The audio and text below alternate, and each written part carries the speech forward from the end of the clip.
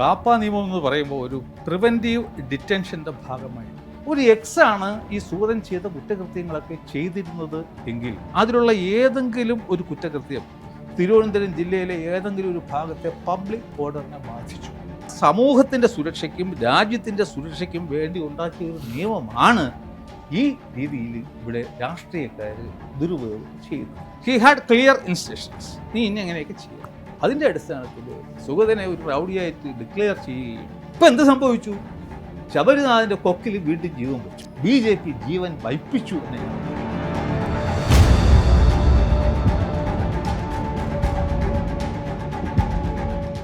നമസ്കാരം. കേരളത്തിൽ BJP ഭരിക്കുന്ന ഏക കോർപ്പറേഷനാണ് തിരുവനന്തപുരത്തേത്. അത് വളരെ നേരിയ ഭൂരിപക്ഷത്തിലാണ് BJPയുടെ ഭരണം നിലനിർത്തിക്കൊണ്ടിരിക്കുന്നത്. അങ്ങനെ ഇരിക്കെയാണ് വാഴോട്ടുകോണം വാർഡിലെ BJPയുടെ കൗൺസിലറായിട്ടുള്ള സുഗതനെ കാപ്പ കേസ് ചുമത്തി ജയിലിൽ അടച്ചിരിക്കുന്നത്. ഇതിന് പിന്നാലെയാണ് 20 BJP കൗൺസിലർമാരെ സത്യപ്രതിജ്ഞ അസാധുവാക്കിക്കൊണ്ട് ഹൈക്കോടതി ഒരു ഉത്തരവ് പുറപ്പെടുവിച്ചത്. ഇതിൽ ബാക്കി 19 പേരും വീണ്ടും സത്യപ്രതിജ്ഞ ചെയ്തു. 20ാമത്തെ ആളാണ് സുഗതൻ. സുഗതൻ ഇപ്പോൾ കാപ്പ കേസ് പ്രതി എന്നുള്ളതിൽ ജയിലിലാണ്. സുഗതന് സത്യപ്രതിജ്ഞ ചെയ്യാൻ ജയിലിൽ അവസരമൊരുക്കാൻ കോടതി ഏതാണ്ട് തയ്യാറായിട്ടുണ്ട്.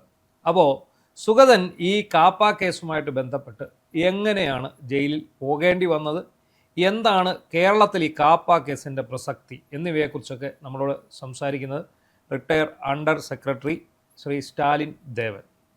എന്താണ് ഈ കാപ്പയുടെ കേരളത്തിലൊരു പ്രാധാന്യം? കേരളത്തിൽ ഈ കാപ്പ നിയമം വ്യാപകമായിട്ട് പ്രയോഗിക്കുന്നുണ്ട്, ഒരുപാട് പേര് ജയിലിലുമുണ്ട്. കാപ്പ നിയമം എന്ന് പറയുമ്പോൾ ഒരു പ്രിവെൻറ്റീവ് ഡിറ്റൻഷൻ്റെ ഭാഗമായിട്ട് നമ്മുടെ ഇന്ത്യൻ ഭരണഘടന നമുക്ക് തരുന്ന ഏറ്റവും വലിയ അവകാശം എന്ന് പറയുന്നത് ജീവിക്കാനുള്ള അവകാശമാണ്, പേഴ്സണൽ ലിബർട്ടി. അതായത് അനാവശ്യമായിട്ട് നമ്മൾ പിടിച്ചിട്ട് ജയിലിലടയ്ക്കാൻ പറ്റത്തില്ല. അതാണ് ആർട്ടിക്കിൾ 21.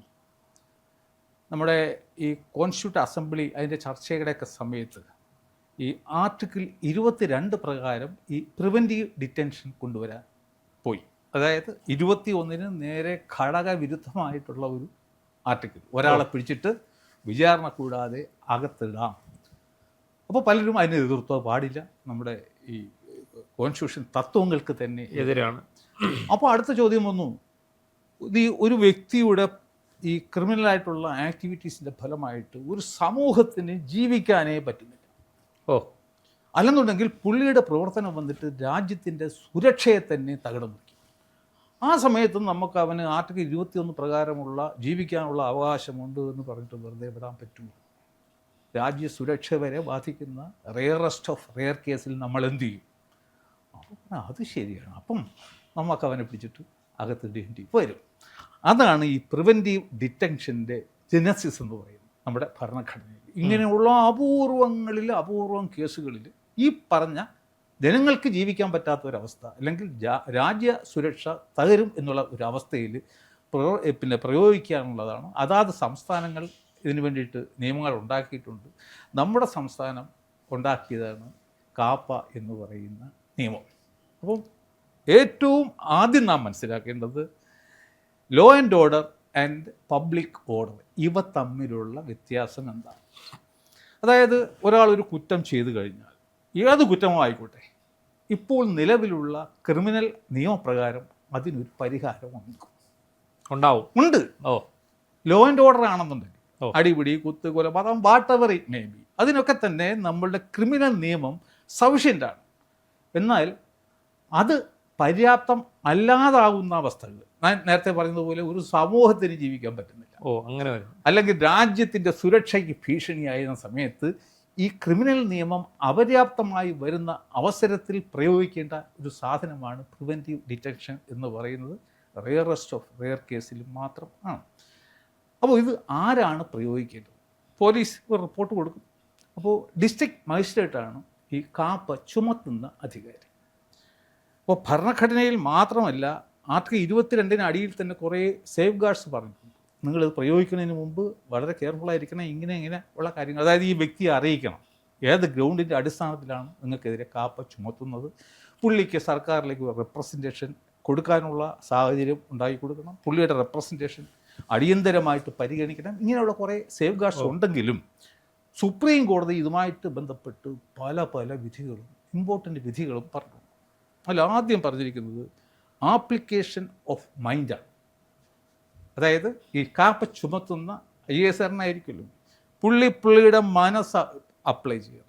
കാരണം ഇതൊരു ലോ ആൻഡ് ഓർഡർ ഇഷ്യൂ ആണോ ഒരു പബ്ലിക് ഓർഡർ ഇഷ്യൂ ആണോ എന്നുള്ളത് ഇത് തമ്മിലുള്ള വ്യത്യാസമാണ്. യവൻ ഈ ചെയ്ത ഈ പ്രവൃത്തികൾ കൊണ്ട് സമൂഹത്തിൻ്റെ സാമൂഹ്യ ജീവിതത്തിനെ അത് തകിടം മറിക്കുന്നുണ്ടോ എന്ന് പുള്ളി ആപ്ലിക്കേഷൻ ഓഫ് മൈൻഡ് ചെയ്യുകയും അതിനുള്ള തെളിവുകൾ ഉണ്ടെങ്കിലും മാത്രമേ ഒരാൾക്കെതിരെ കാപ്പ ചുമത്താൻ കഴിയൂ.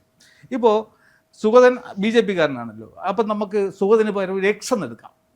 ഒരു എക്സ് ആണ് ഈ സുഗതൻ ചെയ്ത കുറ്റകൃത്യങ്ങളൊക്കെ ചെയ്തിരുന്നത് എങ്കിൽ അതിലുള്ള ഏതെങ്കിലും ഒരു കുറ്റകൃത്യം തിരുവനന്തപുരം ജില്ലയിലെ ഏതെങ്കിലും ഒരു ഭാഗത്തെ പബ്ലിക് ഓർഡറിനെ ബാധിച്ചു, പൊതുജനത്തെ എങ്ങനെ ബാധിച്ചു? അതാണ് ക്വസ്റ്റ്യൻ. എക്സ്റ്റെൻഡ് ആൻഡ് അതിൻ്റെ തീവ്രത. സ്വാഭാവികമായിട്ടും അങ്ങനെ വരുമ്പോൾ ഒന്ന് സംഭവിക്കും, പബ്ലിക് ട്രാൻസ്പോർട്ടൊക്കെ പ്രവർത്തനങ്ങൾ ചിലപ്പം തകിടം പറയും, ബിസിനസ് സ്ഥാപനങ്ങൾ അടച്ചിടേണ്ടി വരും, സ്കൂളുകൾ അടച്ചിടേണ്ടി വരും, കച്ചവടങ്ങളെയൊക്കെ അത് ബാധിക്കും, ജനങ്ങൾക്ക് ഭയം കൂടാതെ വെളിയിറങ്ങാൻ പറ്റാത്ത ഒരു അവസ്ഥ സംജാതമാണ്. ഇങ്ങനെയൊക്കെയുള്ള അപൂർവം കേസുകൾ വല്ലതും ഈ സുഗതൻ അല്ലെങ്കിൽ എക്സ് ഇടപെട്ടിട്ടുണ്ടോ നമ്മുടെ അറിവിൽ? അതിനുപരിയായിട്ട് നാം പരിഗണിക്കേണ്ടത് 5 മാസം മുമ്പാണ്, ഡിസംബർ മാസത്തിലാണ് സുഗതൻ കൗൺസിലറായിട്ട് തിരഞ്ഞെടുക്കപ്പെട്ടത്. അന്ന് ഇയാൾ കാപ്പ കേസ് പ്രതി എന്നാണല്ലോ അറിയപ്പെടുന്നത്. അല്ല, അന്ന് കാപ്പയല്ലോ, കാപ്പ ഇപ്പോഴല്ലേ പുള്ളി ക്രിമിനൽ കേസ് പ്രതി. അപ്പം ക്രിമിനൽ കേസുകൾ പെൻഡിങ് ആണ് എന്ന് വെച്ചിട്ട് കാപ്പ ചുമത്താൻ പാടില്ല എന്നും സുപ്രീം കോടതി പറഞ്ഞു. ഓക്കെ, അത് വിചാരണ കഴിഞ്ഞെങ്കിലല്ലേ ഇത് പ്രതിയാണോ കുറ്റക്കാരനാണോ അല്ലയോ അതിൽ ശിക്ഷിക്കപ്പെട്ടു എന്ന് വെച്ചിട്ടും കാപ്പ ചുമത്തണമെന്നില്ല. ഇല്ല, കാപ്പ ഞാൻ നേരത്തെ പറഞ്ഞു, ഈ പറഞ്ഞ പോലെ പൊതുസമൂഹത്തിനെ ബാധിക്കുന്ന എന്തെങ്കിലും ഉണ്ടെങ്കിൽ മാത്രമേ കാപ്പ ചുമത്താൻ പറ്റൂ. അല്ലാതെ ഒരു കൊലപാതകം നടത്തി പുള്ളി ശിക്ഷിച്ചു എന്ന് വെച്ചിട്ട് കാപ്പ ചുമത്താൻ പറ്റത്തില്ല. അപ്പോൾ പിന്നെ അങ്ങനെ വ്യാപകമായിട്ട് ഇപ്പം നമ്മുടെ നാട്ടിലെല്ലാം ഇപ്പം ഒരു മയക്കുമരുന്ന് കടത്ത്, അല്ലെങ്കിൽ ഒരു അടിപിടി, അല്ലെങ്കിൽ ഒരു എന്താ പറയുന്നത് ഭവനഭേദനം, ഇങ്ങനെയൊക്കെയുള്ള കുറ്റകൃത്യങ്ങൾ വെച്ചിട്ടാണ് ഓരോരുത്തരുടെയും പേരിൽ കാപ്പ ചുമത്തുന്നത്. ഈ പറഞ്ഞ സമൂഹത്തിൻ്റെ സുരക്ഷയ്ക്കും രാജ്യത്തിൻ്റെ സുരക്ഷയ്ക്കും വേണ്ടി ഉണ്ടാക്കിയ ഒരു നിയമമാണ് ഈ രീതിയിൽ ഇവിടെ രാഷ്ട്രീയക്കാർ ദുരുപയോഗം ചെയ്യുന്നത്. അപ്പോൾ മറ്റൊന്ന് സുപ്രീം കോടതി പറഞ്ഞ എന്താണ്, ഒരാൾ ഈ ക്രിമിനൽ കുറ്റങ്ങൾ നടത്തുന്നു, അയാൾക്കതിൽ ജാമ്യം കിട്ടുന്നു. അപ്പോൾ അതിൽ അസൂക്ഷ്മത വന്നതിന് ശേഷം അത് ശരിയല്ലേ, അവനെ എങ്ങനെയെങ്കിലും നമുക്ക് അകത്തിടണമല്ലോ എന്ന് കരുതിയിട്ടും കാപ്പ പ്രയോഗിക്കാൻ പാടില്ല എന്ന് സുപ്രീം കോടതി പറഞ്ഞു. അപ്പോൾ ഇവിടെ എന്താണ് സംഭവിച്ചത്? സുഗതൻ അല്ലെങ്കിൽ എക്സ് പല കുറ്റകൃത്യങ്ങളും ചെയ്തായിരിക്കും, പുള്ളിക്ക് ജാമ്യവും കിട്ടിക്കാണ്. എങ്കിൽ നിന്നെ കാണിച്ചിട്ടാ ഞങ്ങൾ കാണിച്ചു തരാം എന്ന് വച്ചിട്ട് ഒരു ഗൂഢാലോചന നടത്തിയതിന് അടിസ്ഥാനത്തിലാണ് ഈ പറയുന്ന, എനിക്ക് പേരറിയില്ല, സർക്കിൾ ഇൻസ്പെക്ടറെ ഈ വാഴോട്ട് കോണത്തിൻ്റെ ആ ജുറിസ്ഡിക്ഷൻ്റെ അടിയിൽ കൊണ്ട് എവിടെ വട്ടിയൂർക്കാവ് പോലീസ് സ്റ്റേഷൻ അവിടെ കൊണ്ട് വച്ചിട്ട് ഹി ഹാഡ് ക്ലിയർ ഇൻസ്ട്രക്ഷൻസ്, നീ ഇനി എങ്ങനെയൊക്കെ ചെയ്യാം. അതിൻ്റെ അടിസ്ഥാനത്തിൽ സുഗതനെ ഒരു റൗഡിയായിട്ട് ഡിക്ലെയർ ചെയ്യുകയും ഈ കാപ്പ് ചുമത്തണമെന്ന് പറഞ്ഞിട്ട് DM സമീപിക്കുകയും DM അവർക്കും ഡയറക്ഷൻ കൊടുത്തു കാണുമല്ലോ സർക്കാരല്ലേ. അതിൻ്റെ അടിസ്ഥാനത്തിൽ അവരവരുടെ ആപ്ലിക്കേഷൻ ഓഫ് മൈൻഡ് ഒന്നും ഇല്ലാതെ തന്നെ അത് അംഗീകരിക്കുകയും സർക്കാർ വന്നപ്പോൾ എനിക്ക് മനസ്സിലാകുന്നില്ല, സർക്കാർ ഇപ്പം UDFൻ്റെ LDFൻ്റെ സമയത്ത് ചെയ്തു, ശരിയാണ്. ഈ UDFന് ഇപ്പോൾ എന്താ കുഴപ്പം? അപ്പോൾ UDF അത് അംഗീകരിച്ചതിന് ശേഷം ഈ കാപ്പ അഡ്വൈസറി ബോർഡിലേക്ക് അയച്ചു. ഈ 3 പേരും കൂടെ ഇരുന്നിട്ടാണ് ഈ സുഗതൻ്റെ റെപ്രസെൻറ്റേഷൻ പരിഗണിക്കുന്നത്. ഏത് രീതിക്കായിരിക്കും പരിഗണിക്കുക? അവരും ഈ പൊളിറ്റിക്കൽ ഇൻസ്ട്രക്ഷൻ അനുസരിച്ച് കൊടുക്കും. അപ്പോൾ ഇന്ന് എന്തുകൊണ്ട് സുഗതന് ഈ ജാമ്യം കിട്ടിയില്ല? അതും ഞാൻ പറയുന്നത് BJP ഇതിൻ്റെ കേസ് നേരെ ചെയ്തില്ല എന്നുള്ളത് കൊണ്ടാണ്. കാരണം നെടുമങ്ങാട് മജിസ്ട്രേറ്റ് കോടതി പരിഗണിച്ചത് 2 ക്രിമിനൽ കേസുകളിലെ ജാമ്യമായിരുന്നു. അപ്പോൾ ഒരാളെതിരെ കാപ്പ ചുമത്തിക്കഴിഞ്ഞ് ഞാൻ ഈ പറഞ്ഞു, സർക്കാരിൻ്റെ കയ്യിൽ നിന്നും അത് കാപ്പ അഡ്വൈസറി ബോർഡിൽ വരുന്നു, തള്ളുകയോ കൊള്ളുകയോ ചെയ്യുന്നു. അതിനുശേഷമുള്ള പരിഹാര മാർഗം ഹൈക്കോടതിയിലാണ്. ഹൈക്കോടതി ഡിവിഷൻ ബെഞ്ചാണ് അത് നോക്കേണ്ടത് അല്ലേ. ഇപ്പോൾ നോക്കുന്നത് ജയശങ്കരൻ നമ്പ്യാർ സാറും ജസ്റ്റിസ് ജയശങ്കരൻ നമ്പ്യാരും ജസ്റ്റിസ് ജോബിൻ സെബാസ്റ്റ്യനും. അപ്പോൾ ഈ 2 ക്രിമിനൽ കേസിൽ ജാമ്യത്തിന് വേണ്ടിയിട്ട് പിന്നെ മജിസ്ട്രേറ്റ് കോടതി നോക്കിയപ്പോൾ BJPക്കാർ എന്നിട്ട് പറഞ്ഞു പുള്ളിക്ക് ഈ സത്യപ്രതിജ്ഞ ചെയ്യാൻ വേണ്ടിയിട്ട് 2 ദിവസം ജാമ്യം കൊടുക്കണം. കാപ്പ കേസിൽ അകത്ത് കിടക്കുന്ന ഒരു പ്രതിക്ക് ജാമ്യം അല്ലെങ്കിൽ കൊടുത്താൽ തന്നെയും അത് പ്രാക്ടിക്കലി പോസിബിൾ ആണ് അല്ല. എന്നിട്ടും നെടുമങ്ങാട് ജില്ലാ കോടതിക്ക് പിന്നെ മജിസ്ട്രേറ്റ് കോടതിക്ക് പറയാൻ വരുന്നത് കാപ്പയുമായിട്ട് ബന്ധപ്പെട്ട കേസാണ്, എനിക്ക് ഈ കേസിൽ ജാമ്യം തരാൻ പറ്റൂല, അല്ലെങ്കിൽ ജാമ്യം തരുന്നു എന്ന് പറയാം. അല്ല ഈ സത്യപ്രതിജ്ഞയായിട്ട് ബന്ധപ്പെട്ട് അവർ ആ കോടതി ഒരു തീരുമാനം എടുക്കേണ്ട ആവശ്യമില്ല. എന്തായാലും അവർ 2 ദിവസത്തേക്ക് ജാമ്യം കൊടുക്കുകയും subject to the approval of the ഹൈക്കോടതി ഇതിൻ്റെ കൺകറൻസ് ഉണ്ടാക്കി നിങ്ങൾ ഇതൊന്നും പറയേണ്ട ആവശ്യം മജിസ്ട്രേറ്റ് കോടതിക്ക് ഉണ്ടായിരുന്നില്ല. എന്നാൽ ആ വിധി വന്നപ്പോൾ BJP-കാർ നേരെ എന്ത് ചെയ്തു, റിപ്പറ്റീഷൻ ഹൈക്കോടതിയിൽ ഫയൽ ചെയ്തു. എന്താണ് ആവശ്യം? സത്യപ്രതിജ്ഞയ്ക്ക് ജാമ്യം തരണം. സിംഗിൾ ബെഞ്ച് PV കുഞ്ഞികൃഷ്ണൻ സാറാണ് ഇതെന്ന്. അദ്ദേഹത്തിന് ഇത് കൊടുക്കാൻ പറ്റുമോ? കാരണം കാപ്പയ്ക്ക് അടിയിൽ അറസ്റ്റ് ചെയ്യപ്പെട്ട ഒരു പ്രതിയെ ഗേറ്റിൻ്റെ വെളിയിൽ ഇറക്കണമെങ്കിൽ it has to be done ordered by the division bench. Okay. അപ്പോൾ അവിടെ ഒരു കേസില്ല, ഡിവിഷൻ ബെഞ്ചിൻ്റെ മുമ്പാകെ ഒരു കേസ് സിംഗിൾ ബെഞ്ചിൽ കൊടുത്തിട്ട് പറഞ്ഞ് എന്തുമാത്രം ബുദ്ധിയില്ലാത്തൊരു കാര്യമാണ്. അല്ലെന്നുണ്ടെങ്കിൽ സിംഗിൾ ബെഞ്ചിൻ്റെ മുമ്പേ ഒരു റിക്വസ്റ്റ് സബ്മിഷൻ ഇതിനെ ഒന്ന് ട്രാൻസ്ഫർ ചെയ്ത് ഡിവിഷൻ ബെഞ്ചിലേക്ക് മാറ്റണമെന്നെങ്കിലും യവന്മാർ പറയണമായിരുന്നു. അതും പറഞ്ഞില്ല. അപ്പോൾ ഇന്ന് ജസ്റ്റിസ് PV കുഞ്ഞികൃഷ്ണൻ വളരെ കാര്യമായിട്ടാണ് അദ്ദേഹം ഈ കേസിന് പരിഗണിച്ചത്. അദ്ദേഹം ചോദിച്ചു, ഈ പുള്ളിക്ക് കാപ്പ ചുമത്തുന്നതിന് ഇലക്ഷന് മുമ്പല്ലായിരുന്നോ പുള്ളി ഈ കുറ്റകൃത്യങ്ങളൊക്കെ ചെയ്തത്? അതെ. അപ്പോൾ പുള്ളി ഇതിൻ്റെ ഈ പത്രിക സമർപ്പിച്ച സമയത്ത് ഈ കേസിൻ്റെ ലിസ്റ്റ് അത്രയും ഡീറ്റെയിൽസ് അത്രയും അതിൽ കൊടുത്തു കാണുമല്ലോ, കൊടുത്തു കാണും. അപ്പോൾ ഇതൊക്കെ അറിഞ്ഞിട്ടാണോ ഈ വാഴോട്ട് കോണത്തെ ജനങ്ങൾ പുള്ളിക്ക് വലിയ മെജോറിറ്റിയോട് കൂടി തിരഞ്ഞെടുത്തത്? അങ്ങനെയാണ് ചോദിക്കുന്നത്. അതാണ് that is A correct question. ഞാൻ നേരത്തെ പറഞ്ഞതുപോലെ പബ്ലിക്കിൻ്റെ സ്വൈര ജീവിതത്തിന് ഭീഷണിയായ ഒരു മാരണത്തെ അതേ നാട്ടിലെ ആൾക്കാർ വോട്ട് ചെയ്ത് തിരഞ്ഞെടുക്കും. ഈ കാപ്പ ചുമത്തിയത് തെറ്റാണെന്ന് തെളിയിക്കുന്ന ഏറ്റവും വലിയ തെളിവാണത് അദ്ദേഹത്തിൻ്റെ ചോദ്യം. അദ്ദേഹം ചോദിച്ചത് എന്തായാലും നമ്മൾ ജനാധിപത്യം സംരക്ഷിക്കപ്പെടും. അവിടുത്തെ ആ വാർഡിലെ വാഴോട്ട് കോണമെന്നല്ല അദ്ദേഹം പറഞ്ഞു, അവിടുത്തെ പുള്ളിയെ തിരഞ്ഞെടുത്ത ആൾക്കാരുടെ അവകാശങ്ങൾ സംരക്ഷിക്കപ്പെടണം. അതുകൊണ്ട് തന്നെ ബീങ് ദ കോൺസ്റ്റിറ്റ്യൂഷണൽ കോർട്ട് പുള്ളിക്ക് സത്യപ്രതിജ്ഞ ചെയ്യാനുള്ള ഒരു സാഹചര്യം ഒരുക്കിയിരിക്കണം, ഒരു സംവിധാനം ഒരുക്കിയിരിക്കണം. അപ്പോൾ ഇലയ്ക്കും മുള്ളിനൊന്നും കേടില്ലാതെ അദ്ദേഹത്തിന് എടുക്കാൻ പറ്റുന്ന ഈ ഒരേ ഒരു തീരുമാനം, കാരണം ജാമ്യം കൊടുക്കാൻ അദ്ദേഹത്തിന് പറ്റത്തില്ല, ഡിവിഷൻ ബെഞ്ചിനെ പറ്റും. അദ്ദേഹം പറഞ്ഞു കാര്യം ചെയ്യും, ജയിലിൽ വെച്ചിട്ട് അങ്ങ് ചെയ്താൽ മതിയല്ലോ. അപ്പോൾ സത്യപ്രതിജ്ഞ നടന്നു. ഇവർ സത്യപ്രതിജ്ഞ എന്നുള്ളൊരു ആവശ്യമായിട്ട് മാത്രമാണ് അവിടെ സമീപിച്ചത്. ഇവർ പക്ഷേ കാപ്പ കേസിൽ നിന്ന് വിടുതൽ കിട്ടണം എന്ന് പറഞ്ഞുകൊണ്ട് അവിടെ ഡിവിഷൻ ബെഞ്ചിൽ പോയിരുന്നെങ്കിൽ കുഴപ്പമില്ല. അതല്ല, ഈ കാപ്പയുടെ അപ്പീൽ പോകുന്ന ഒരു ഇതുണ്ടല്ലോ, ഒരു ബോർഡ്, അതാണ് ഞാൻ പറഞ്ഞത്. ആ ബോർഡ് ഓൾറെഡി ഇദ്ദേഹത്തിന്റെ ഇത് തള്ളിക്കഴിഞ്ഞു. അപ്പോൾ ഇനിയിപ്പോൾ അറിയാം 3-4 ദിവസത്തിൽ അത് ഫയൽ ചെയ്യപ്പെടും. പക്ഷേ കാപ്പയുടെ അഡ്വൈസറി ബോർഡ് തള്ളുന്നതിന് മുമ്പ് വേണമെങ്കിലും ഡിവിഷൻ ബെഞ്ചിനെ സമീപിക്കാൻ വരും. അതെ. അപ്പോൾ ഇവർ ഈ പുള്ളിക്കെതിരെ കാപ്പ ചുമത്തിയ നടപടി തന്നെ തെറ്റാണ് എന്ന് പറഞ്ഞുകൊണ്ടൊരു റിട്ട് ഡിവിഷൻ ബെഞ്ചിന് മുന്നിൽ ഫയൽ ചെയ്തിരുന്നു എങ്കിൽ ആ ഡിവിഷൻ ബെഞ്ചിന് വേണമായിരുന്നു എങ്കിൽ ഇന്ന് ജാമ്യം കൊടുക്കാൻ പറ്റുമായിരുന്നു. അതാണ് നിയമം. ഇപ്പം എന്ത് സംഭവിച്ചു? ശബരിനാഥിൻ്റെ കൊക്കിൽ വീണ്ടും ജീവൻ വെച്ചു.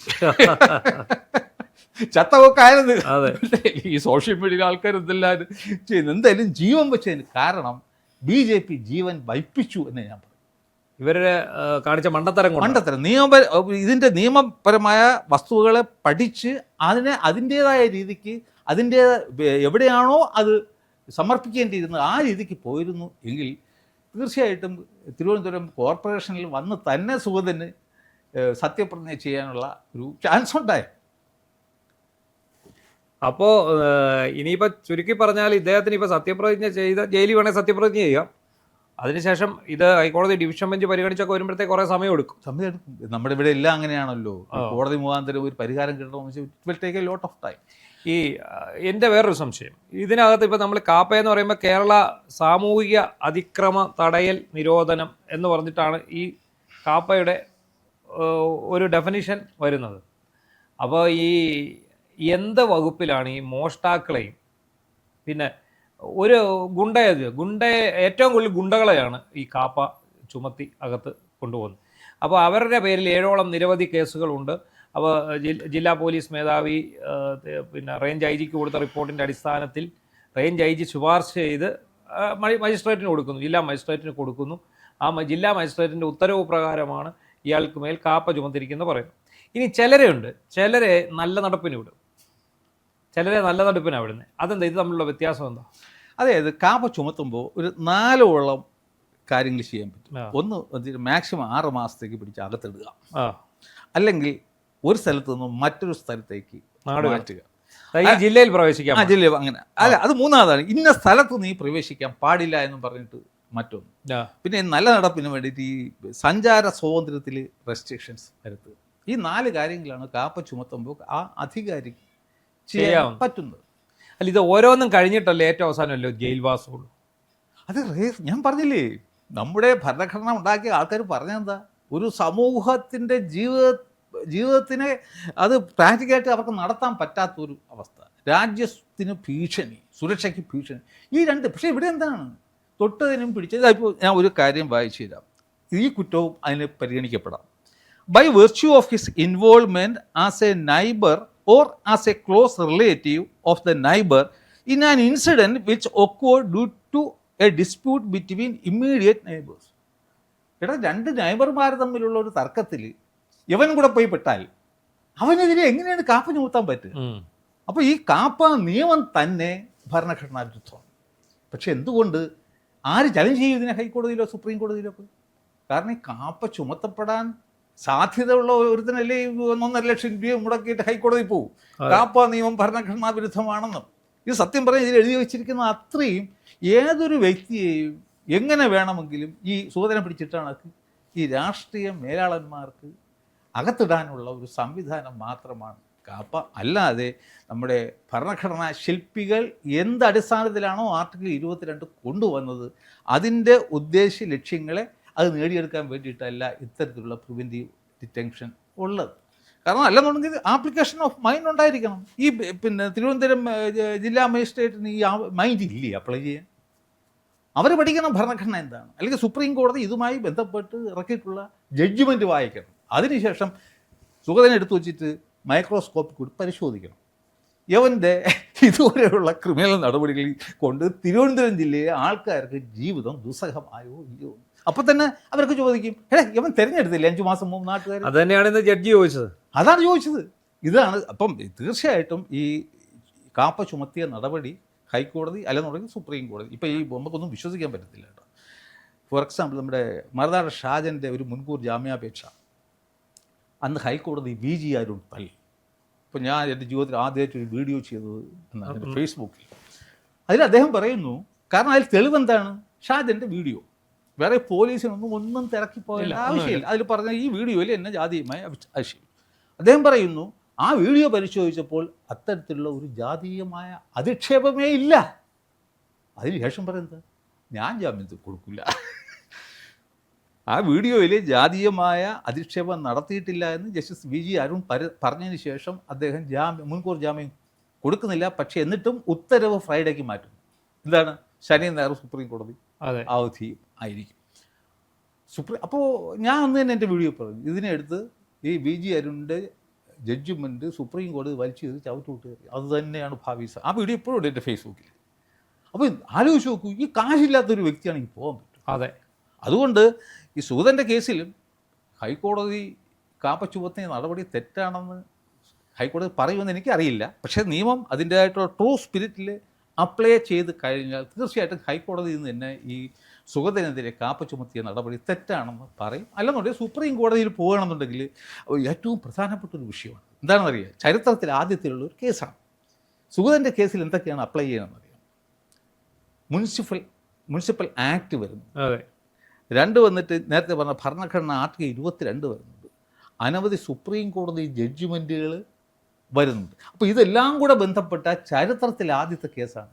അപ്പോൾ ഇൻ കേസ് ഇത് സുപ്രീം കോടതി പോവുകയാണെന്നുണ്ടെങ്കിൽ തീർച്ചയായിട്ടും ഒരു മൈൽ സ്റ്റോൺ ജഡ്ജ്മെൻറ്റ്, നമ്മുടെ ഷായൻസ്കറിയുടെ അതിലും സംഭവിച്ചത് അതാണ്. എൻ്റെ കയ്യിലുണ്ട് ആ ജഡ്ജ്മെൻറ്റ്. ഒരു മൈൽ സ്റ്റോൺ ജഡ്ജ്മെൻ്റ് ആയിരിക്കും. കാരണം ഇത്തരത്തിലുള്ള കേസുകൾ ഭാവിയിൽ വരുമ്പോൾ. മറ്റൊന്ന്, സൂചന അത്യാവശ്യമാണ് ഈ കാപ്പ മാറ്റിക്കിട്ടത്. കാരണം എന്താ പറയുക, ഒരിക്കൽ കാപ്പ ചുമത്തി കഴിഞ്ഞാൽ അടുത്ത 1 or 2 ചെറിയ ക്രിമിനൽ കേസ് വന്നാലും അവന്മാർക്ക് വീണ്ടും കാപ്പ ചുമത്താം. ഇതൊക്കെ അന്തിമമായിട്ട് ആരെങ്കിലും ആക്ടിനെ തന്നെ ചലഞ്ച് ചെയ്താലേ ഇതിൽ നിന്ന് രക്ഷപ്പെടത്തുള്ളൂ. പക്ഷേ ഈ ക്രിമിനൽ ആരെങ്കിലും പോയിട്ട് ഇതിനെതിരെ 1.5 ലക്ഷം രൂപ മുടക്കിയിട്ടൊരു കേസ് പോയി. അപ്പോൾ അതാണ് ഇത്. ഉദ്ദേശ്യം നല്ലതാണ്, ഭരണഘടനാ ശില്പികൾ വരെ മനസ്സിൽ കണ്ട ഒരു ഉദ്ദേശ്യമാണ്. പക്ഷേ അത് നമ്മൾ ഉപയോഗിക്കുന്ന രീതി മിസ്യൂസ് ചെയ്യുകയാണ്. മിസ്യൂസ് ചെയ്യാൻ വേണ്ടി കാപ്പ പ്രയോഗിക്കാൻ പാടില്ല എന്ന് സുപ്രീം കോടതി പറഞ്ഞിട്ടുണ്ട്. അപ്പോൾ അതാണ് സംഭവിച്ചിരിക്കുന്നത്. ശരിക്കും പറഞ്ഞാൽ ഇപ്പം സുഗതൻ എന്നേ ജാമ്യം കിട്ടി ഇതിലൂടെ നടക്കേണ്ട ഒരാളാണ്. കാപ്പ നിയമത്തെ എങ്ങനെ ദുരുപയോഗം ചെയ്യാം എന്നുള്ളതിൻ്റെ ഏറ്റവും നല്ലൊരു എക്സാമ്പിളാണ് സുഗതനെന്ന് ഞാൻ പറയുന്നില്ല, XYZ ആർക്ക് എതിരെയാണ് ഇപ്പോൾ ഈ കാപ്പ ചുമത്തിയതെങ്കിലും അതാണ് ഏറ്റവും വലിയൊരു തെളിവ്. ഈ സുഗതനെതിരെ കാപ്പ ചുമത്തിയ നടപടി 100% നിയമവിരുദ്ധമായ ഒരു കാര്യമാണ്. അതെന്തായാലും ഇന്നല്ലെങ്കിൽ നാളെ ഭാവിയിൽ ഹൈക്കോടതിയോ സുപ്രീം കോടതിയോ പറഞ്ഞിരിക്കും, ഒരു സംശയവും. അപ്പോൾ ശ്രീ സ്റ്റാലിൻ ദേവൻ പറയുന്നതനുസരിച്ച്